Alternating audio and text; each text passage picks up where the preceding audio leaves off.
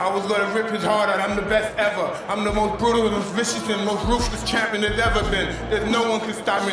Lynx is a conqueror. No, I'm Alexander. He's no Alexander. I'm the best ever. There's never been anybody as ruthless. I'm Sonny Liston. I'm Jack Dempsey. There's no one like me. I'm from the airport. There's no one that can match me. My style is impetuous. My defense is impregnable. And I'm just ferocious. I want your heart. I want to eat his children. Praise be to Allah.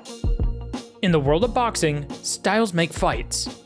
And few styles in the history of the sport have been as misunderstood, feared, and ruthlessly effective as the peekaboo style Mike Tyson used to tear through the heavyweight division of the 1980s. Crafted by the legendary Cus D'Amato and passed on to a young Tyson with a monk-like discipline, this style wasn't just a new defensive gimmick or guard. It was an entire system, a pressure-based, timing-dependent method that turned an undersized heavyweight fighter into the most feared champion in the world by his early 20s. Larry Holmes could not continue that round after round. Oh, a big right hand, and down goes the former champion. He was nailed right in the button. Stick around until the end of the video for a revealing look into the unique training Tyson used to build the gas tank and reflexes necessary to make this style work. What you'll learn might change the way you think about combat conditioning forever. Hands high, forearms tight to the cheeks, elbows tucked in. It was also a launch pad for Tyson's powerful and fast punching combinations. It allowed Tyson to hide his movements, load up short-range punches, and minimize incoming damage, while inviting opponents to strike first and using his counters to make them pay. He was distracted before he got punched. Again, he lunges in and gets caught! While most heavyweights were big, tall, and powerful punchers who relied on their long jab and having a lot of room to throw their power shots, Tyson was different.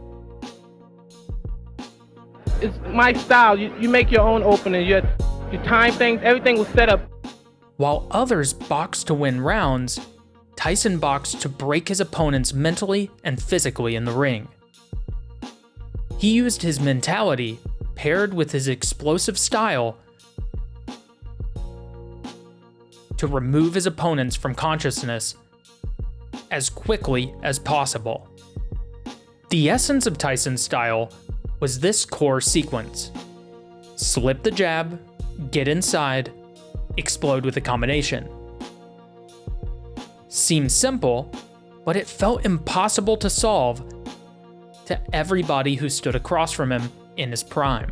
Mike is giving away 3.5 inches in height. He's giving away 10 pounds in weight, and he's giving up 11 inches in reach. Some say he has the same disadvantage as a lion going against the zebra, and I'd have to agree. Bruno showing that he's not afraid. Hanging on. Bruno's already tagged with the right hand, and down goes Bruno. Take, for example, Tyson's 1986 WBC heavyweight title bout against Trevor Berbick, and the peekaboo system dismantled him. Berbick came in with a reach advantage and tried to establish his jab early, but from round one, Tyson was way too explosive and fast. Slipping these lead hand attacks and countering with powerful hooks and just barely missing a massive overhand right to the head. Berbick made the mistake early to stand flat-footed in front of Tyson. In round two, the spirit and confidence of Berbick were already broken. He was quickly aware that all he could do was survive the early onslaught and hope Tyson would punch himself out. Tyson opened the round and slipped a jab from Berbick, countering with a big overhand right, and then knocking the champion down with a barrage of hooks. At only 20 years old, Tyson was just too fast and just too powerful. Wow, with a left hook, then a right hand right in the temple bone, and he's in trouble here. He reels backwards. The knockout sequence in this title bout was an example of the signature combination that Tyson loved. On the inside, Tyson would throw a mean body shot, followed by a right uppercut and a left hook to finish it off. Peekaboo footwork isn't just about bouncing or circling. It's about linear pressure, moving forward in short, sharp steps to cut off the ring while staying defensively active. His footwork is the most important part of the Peekaboo style that allowed him to become the youngest heavyweight champion ever and become the most feared fighter in the world for many years.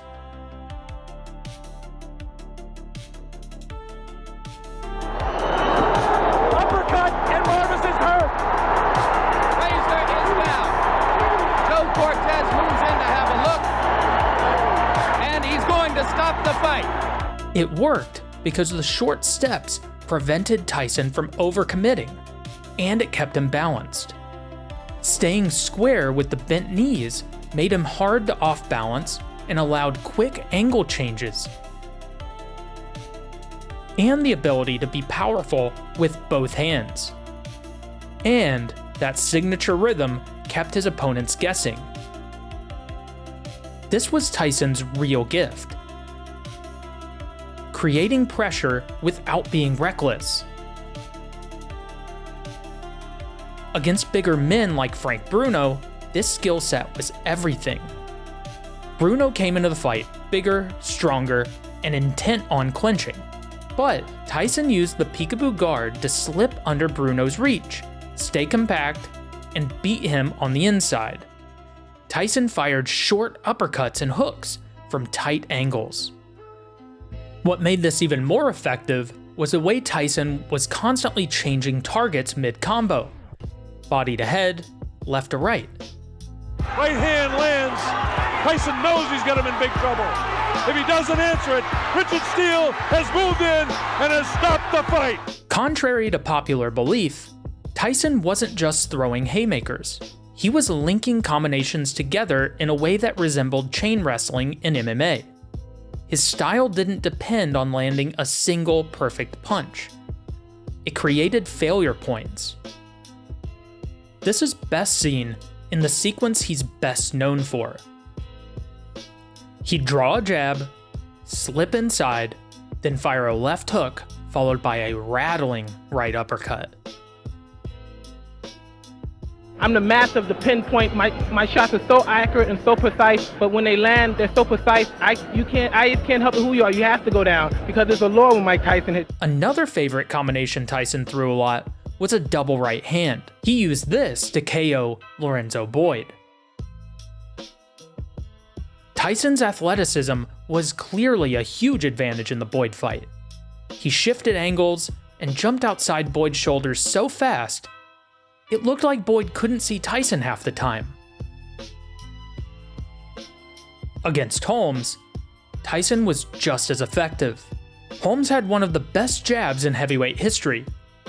From the start of the fight, it was clear that the pressure Tyson was putting on Holmes was going to be an issue for the aging challenger.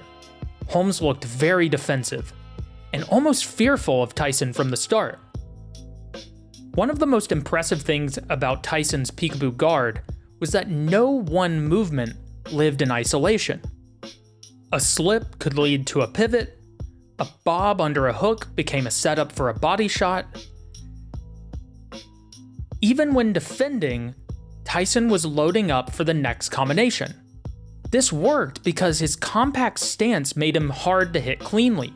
Plus, his head movement was reactive, but preloaded, so he could slip while remaining in range. He also lulled his opponents into a rhythm, one that he could easily predict and counter. Tyson would use these preemptive slips to close the distance as well. In some exchanges, it looked like he could even see the future. He would slip opponents' jabs with ease, while firing back vicious counters. One of the most underrated aspects of Tyson's style was what it did to fighters mentally. Most high-level fighters are used to establishing a rhythm. Tyson didn't allow for that. His unpredictable movement, constant pressure, and refusal to let them reset forced opponents into survival mode early. This had three effects. Tyson's opponents stopped throwing combinations. because they were too worried about the counters. And they would lose confidence because they didn't want to be in the ring anymore. Mentally checked out by the end of the first couple rounds, if they even survived that long. How does he punch? He's stronger than I thought he was. He caught me real good in the rib cage down here on the left side, and I became fearful then. In your opinion, can this man, Mike Tyson, beat any heavyweight in the world right now? Yes, he'll go all the way.